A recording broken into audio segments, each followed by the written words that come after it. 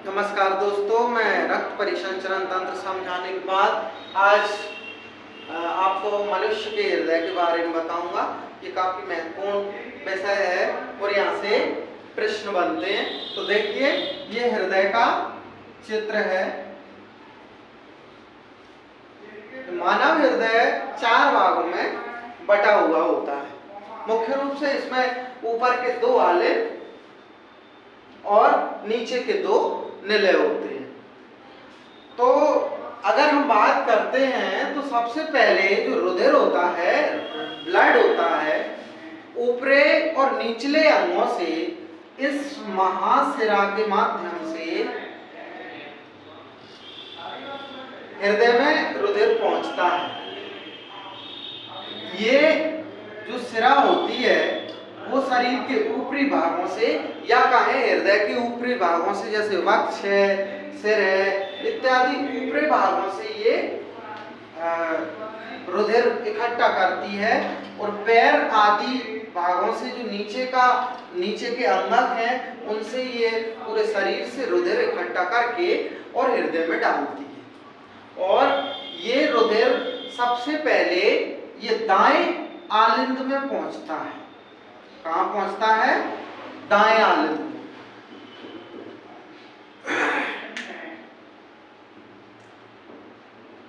ये दाएं आलिंद में पहुंचता है। दाएं आलिंद में जैसे ही रुधिर पहुंचता है ये त्रिवलनीय कपाट खुल जाता है। ये जो त्रिवलनीय कपाट होता है जिसको बालू भी बोलते हैं, ये खुल जाता है और जैसे ही इस पर प्रेशर पड़ता है ये तेजी से ये कपाट इधर जाके लग जाता है। इससे ये आलिंद और निलय के बीच का रास्ता बंद हो जाता है।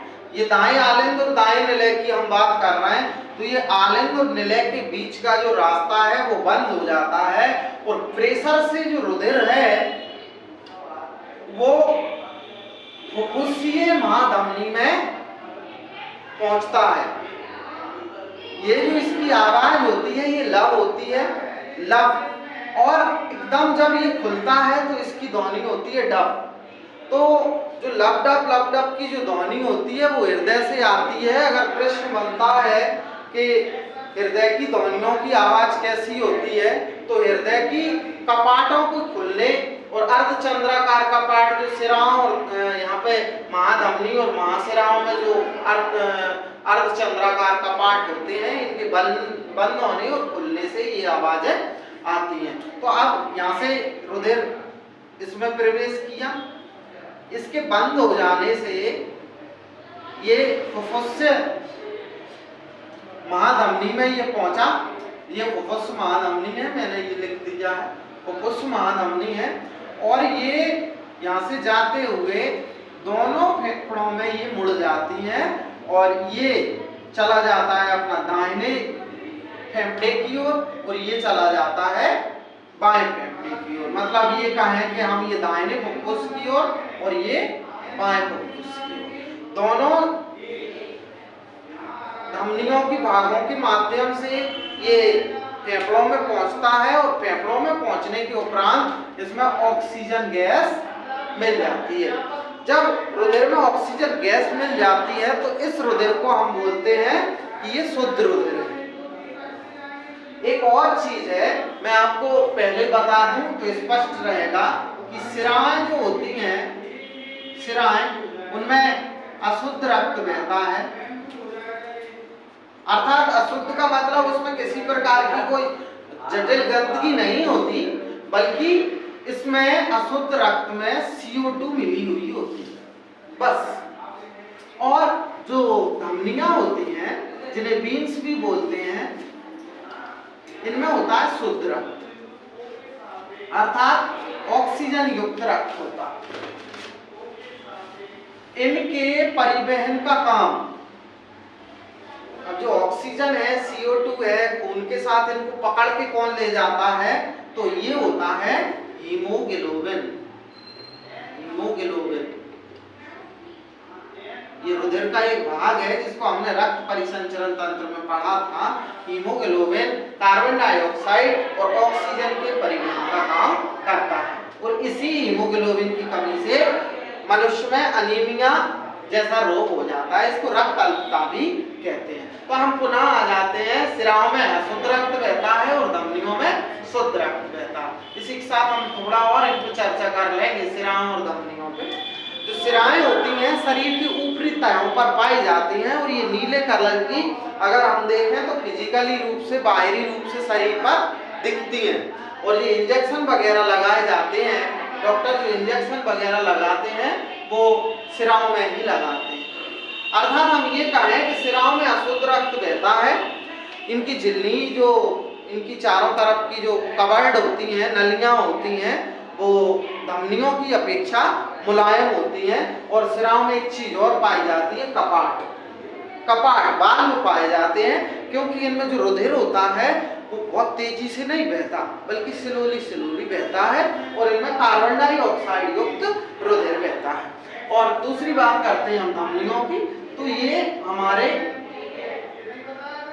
पेशियां या मांसल पेशियों के अंदर भीतर होती हैं। ये मोटी परत वाली होती हैं और इनमें किसी प्रकार का कपाट या बाल नहीं पाया जाता और इनमें रुधिर तेजी से बहता है। अब तो चीजें हमको समझ में आई कि सिराओं में अशुद्ध रक्त बहता है और धमनियों सिराओं में अशुद्ध रक्त बहता है और धमनियों में शुद्ध रक्त बहता है। अब आपको एक कंफ्यूजन और होगी कि जब सिराओं में अशुद्ध रक्त बहता है तो यहाँ फुफ्फुस धमनी में अशुद्ध रक्त कैसे बहता है? तो ये दो चीजें अपवाद हैं। जो हृदय से फेफड़ों की ओर रुधिर ले जाती है उस महाधमनी में अशुद्ध ही रक्त बहता है। यहाँ से क्वेश्चन बनता है, क्योंकि आपको सभी को साधारणतः पता होगा कि सिराओं में अशुद्ध रक्त बहता है, धमनियों में शुद्ध रक्त बहता है, लेकिन फुफ्फुस जो महाधमनी है उसमें अशुद्ध रक्त और फुफ्फुस जो सिराएं हैं, फुफ्फुस सिराएं, इनमें शुद्ध रक्त बहता है। बस इतना सा अंतर आप कर लेना। और अगर नॉर्मल सी अगर मैं आपको बात बता दूं जिससे सभी चीजें आपको याद होंगी, किसी भी प्रकार का अपवाद नहीं होगा। जैसे अगर मैं ये बोल दूं कि हृदय की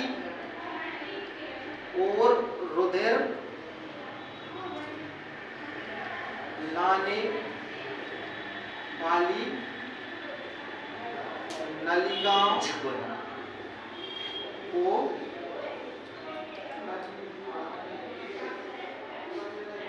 सिराएं, ठीक है, और हृदय से शरीर में रुधिर को लाने वाली नलियों को धमनियां कहते हैं। तो इससे फिर आपको अपवाद ही नहीं लगेगा। हृदय की ओर सारे शरीर से रक्त को इकट्ठा करके जो नलियां लाती हैं उनको हम सिराएं बोलते हैं। इनमें कार्बन डाइऑक्साइड युक्त रुधिर होता है और हृदय से शरीर में जब रुधिर जाता है पंप होकर तो वो सभी नलियां धमनियां कहलाती हैं। इनमें शुद्ध रक्त बहता है, पूरे शरीर में ये पंपिंग के माध्यम से काम करता है। तो हृदय का काम केवल इतना होता है, हृदय में रुधिर शुद्ध नहीं होता, इस चीज को आपको ध्यान रखना है। जो रुधिर शुद्ध होता है वो कहाँ पे होता है? फेफड़ों में जाके, जब उससे ऑक्सीजन मिल जाती है। तो हृदय का काम केवल पंप होता है, पंप करना होता है, एक तो रुधिर को लाना और रुधिर को फिर वापस शरीर में भेजना। तो हम पुनः उसी प्रक्रिया पे आते हैं कि हमारा सबसे पहले जो रुधिर आया वो दाएं आलिंद में आया, दाएं आलिंद के बाद ये दाएं निलय में गया, निलय में जाने के बाद झट से ये तिर्वलनीय कपाट बंद होगा और तिर्वलनीय कपाट के बंद होने से ये रुधिर सीधा इस नली में जाएगा। इसको हम क्या बोलते हैं? फुफ्फुसीय महाधमनी। अब महाधमनी बोल रहा है इसको क्योंकि ये हृदय से बाहर की ओर रुधिर ले जा रही है। ये दोनों तरफ के फुफ्फुस मतलब फेफड़ों की ओर ले जाएगा, वहां से इसमें ऑक्सीजन मिलेगी और फिर एक फुफ्फुसीय महाशिरा, फुफ्फुसीय महाशिरा दोनों फेफड़ों से निकलेगी और दो दो की संख्या में ये लग जाएंगी। फुफ्फुसीय महाशिरा इधर आ जाएंगी और इसमें प्रवेश करेंगी और यहाँ जो रुधिर आएगा ये कौन सा है? बायां आलिंद, बायां आलिंद। तो जो बायां जो आलिंद है,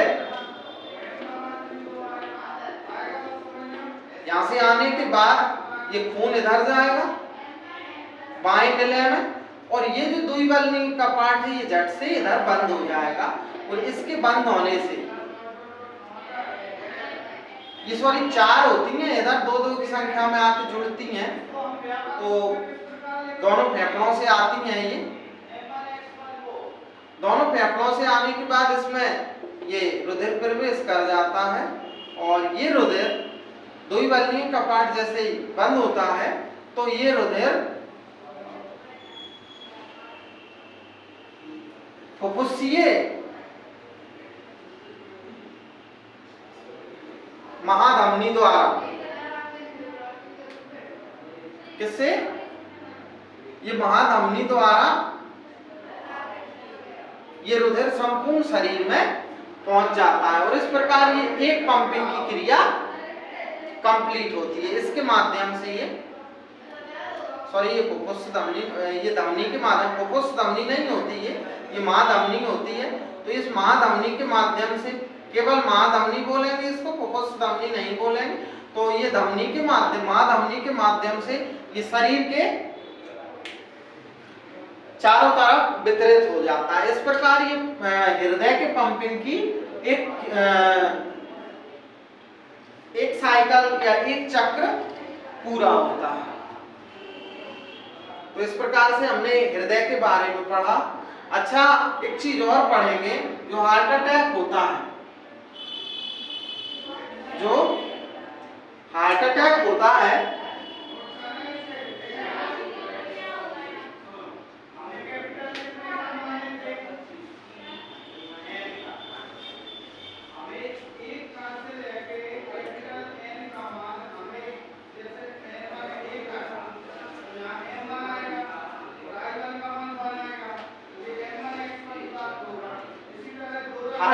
होता है जो हृदय के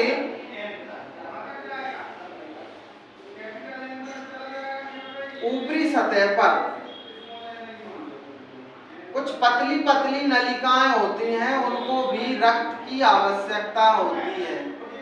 अगर जिससे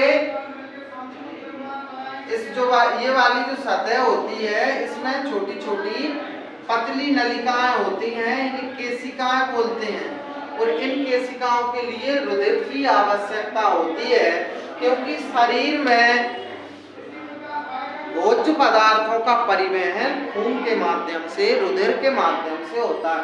अगर किसी भी समय हृदय की पेशियों को